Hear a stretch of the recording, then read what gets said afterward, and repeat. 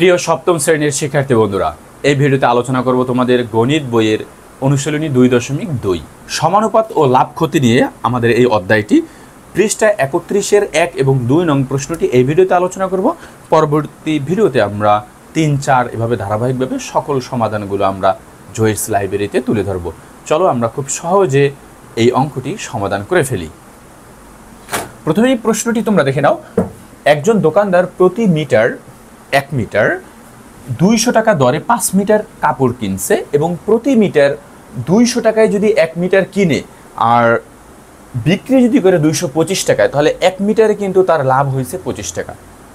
2 থেকে 3 ভাবে করা যায় অঙ্কটা। তাহলে 1 মিটার কিনছে 200 টাকায়, 1 মিটার বিক্রি করছে 225 টাকায়, তাহলে কিন্তু 1 মিটারে 25 টাকা লাভ হয়েছে। সুতরাং 5 মিটারে কত টাকা লাভ হয়েছে? আমাদের প্রশ্ন হচ্ছে বিক্রয় করলে কত টাকা লাভ হয়, অর্থাৎ 225 টাকা দরে বিক্রয় করলে কত টাকা লাভ হয়। আমরা দুইভাবে করতে পারি, দুভাবেই আমি এখন দেখাই দিব। আমরা দুইভাবেই সহজে উপস্থাপন করার চেষ্টা করব। 1 নং প্রশ্নের সমাধান দেওয়া আছে, আমরা একটু লিখে নিব। দেওয়া আছে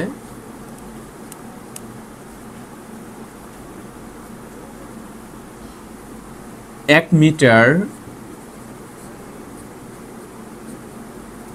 কাপড়ের ক্রয় মূল্য 200 টাকা। 1 মিটার কাপড়ের বিক্রয় মূল্য 225 টাকা। সুতরাং 1 মিটার কাপড়ে লাভ হয়, আমরা একটু দেখে নেব। অর্থাৎ আমরা লাভ কিভাবে বের করব? বিক্রয় মূল্য থেকে ক্রয় মূল্য বিয়োগ করে দিব, 25 টাকা। তাহলে 1 মিটার কাপড়ে আমার লাভ হইতেছে 25 টাকা। সুতরাং এখানে আমরা তো 5 মিটার কাপড় ক্রয় করছে বলা আছে, তাই না?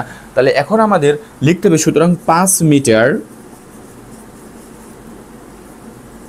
কাপড়ে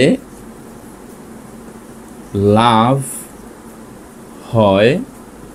1 মিটারে যদি 25 টাকা লাভ হয়, 5 মিটারে আরও বেশি লাভ হবে। এর জন্য আমরা কি করব? গুণ দিব। তাহলে কত হলো? 5 25 125।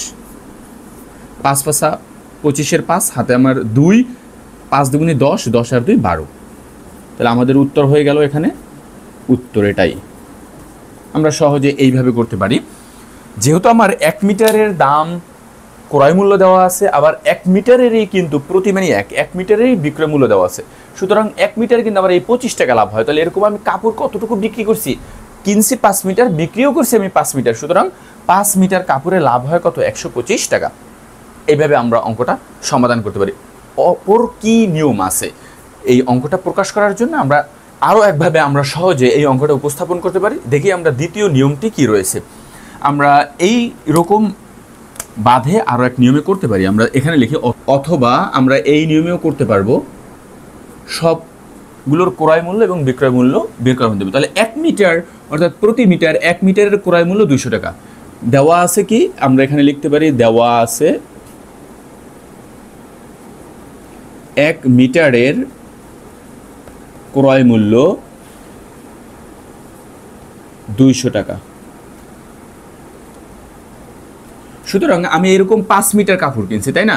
সুতরাং 5 মিটারের ক্রয় মূল্য 200 গুণ 5, তাহলে কত হয়? 2 রে 0, 5 দুগুণে 10, 1000 টাকা। আমি এই 5 মিটার কাপড় কিনতে 1000 টাকা খরচ করছি। অর্থাৎ 1 মিটারের ক্রয় মূল্য ছিল আমার 200 টাকা। তাহলে এরকম 5 মিটার যদি কাপড় কিনি, তাহলে আমার খরচ হবে কত টাকা? 1000 টাকা। এবং 1 মিটারের বিক্রয় মূল্য 225 টাকা। সুতরাং আমি তো 5 মিটার কাপড় বিক্রি করছি, 5 মিটারের বিক্রয় মূল্য কত হবে? 225 গুণ 5 টাকা।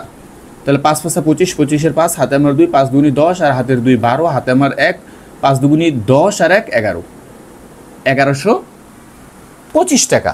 তাহলে আমি এইভাবেও করতে পারি, এইভাবেও অঙ্কটা করতে পারি। আপনার কাছে যেটা সহজ মনে হবে ঠিক ওইভাবেই করবেন। আমরা সব ক্রয় মূল্য এবং বিক্রয় মূল্য বের করে ফেলছি। এখন বিক্রয় মূল্য থেকে যদি আমি ক্রয় মূল্যটা বাদ দিই তাহলে কিন্তু লাভ পাবো। সুতরাং লাভ হয়েছে কয় টাকা? 1125 টাকায় আমরা বিক্রি করছি, তাই না? আর ক্রয় করছি কিন্তু আমরা 1000 টাকা। এই যে ক্রয় মূল্য 1000 টাকা, তাহলে আমার লাভ হয়েছে কয় টাকা? 1000 টাকা থেকে আমি যদি 1125 টাকা থেকে 1000 টাকা বিয়োগ করে থাকে কয় টাকা? 125 টাকা। এটাই উত্তর। আপনার যে পদ্ধতি ভালো লাগে এইটাও করতে পারেন, এটাও করতে পারেন, কারণ অঙ্ক দুটোটাই খুবই সহজ অত্যন্ত। এটি হচ্ছে সপ্তম শ্রেণীর 2.2 এর অনুশীলনীর 31 নং পৃষ্ঠার 1 নং প্রশ্নের সমাধান।